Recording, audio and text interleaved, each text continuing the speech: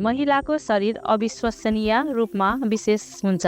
उनीहरू बच्चा गर्भमा बोक्न र जन्म दिन सक्षम हुन्छन्।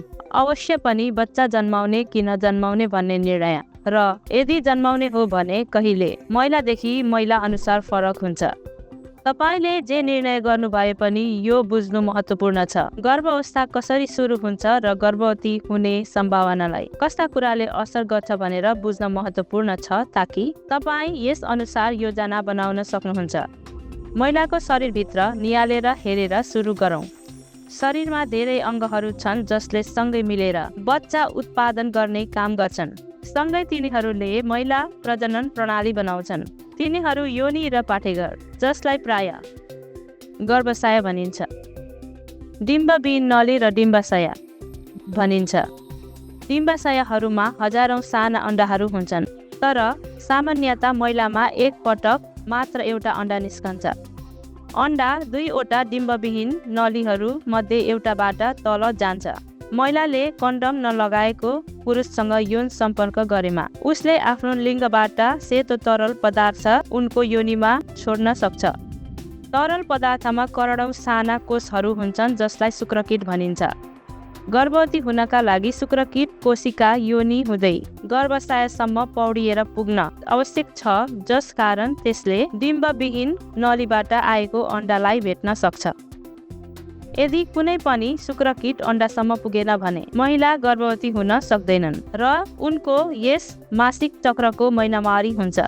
शुक्रकीट कोष अण्डासम्म पुग्छ र त्यसमा प्रवेश गर्छ भने अण्डा निषेचित हुन्छ।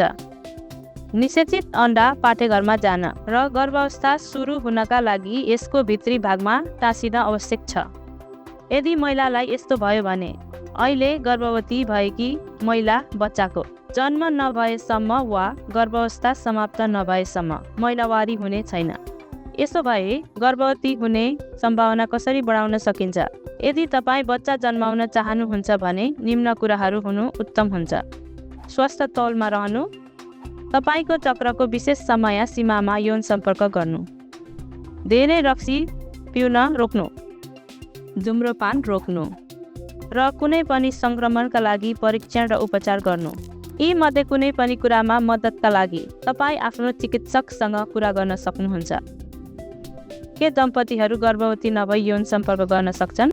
महिलाले गर्भवती हुनु अघि आफ्नो जीवनको फरक चरणमा पर्खन रुचाउन सक्छिन्। उनले आफ्नो अन्तिम बच्चा जन्माएपछि केही समय पर्खन चाहन्छन् वा उनले बच्चा जन्माउनै नचाहन सक्छिन्। यी सबै निर्णय पूर्ण रूपमा ठिक छन् र गर्भनिरोधक विधिहरू प्रयोग गरेर गर्भवती नभई यौन सम्बन्ध राख्न र आनन्द लिन सम्भव छ। हामी गर्भनिरोधकमा अर्को भिडियोमा यी विधिहरू नजिकबाट हेर्छौँ। अब महिला गर्भवती भएमा तर बच्चा जन्माउने योजना नबनाएमा के हुन्छ? अस्ट्रेलियामा यही विकल्पहरू छन्। उनले गर्भावस्था जारी राख्न छनौट गर्न सक्छिन्। उनले बच्चा जन्मेपछि बच्चालाई धर्मपुत्र बनाउन दिने व्यवस्था गर्न सक्छिन्। उनले गर्भावस्था अन्त्य गर्ने बारेमा चिकित्सकसँग कुरा गर्न सक्छिन्। यी कठिन निर्णयहरू हुन सक्छन्, त्यसैले आफ्नो चिकित्सक मार्फत समर्थन प्राप्त गर्नु उत्तम हुन्छ। याद गर्नुहोस्, बच्चा जन्माउने कि नजन्माउने भन्ने निर्णय सबैका लागि फरक हुन्छ र अझै पनि गर्भवती नभई यौन सम्पर्क गर्न र आनन्द लिन सम्भव छ। तपाईलाई यो भिडियो उपयोगी लाग्यो भने तपाईले हामीले पहिले उल्लेख गरेको भिडियो हेर्न सक्नुहुन्छ। गर्भनिरोधक वा हाम्रो अन्य सम्बन्धित भिडियोहरू हेर्न सक्नुहुन्छ।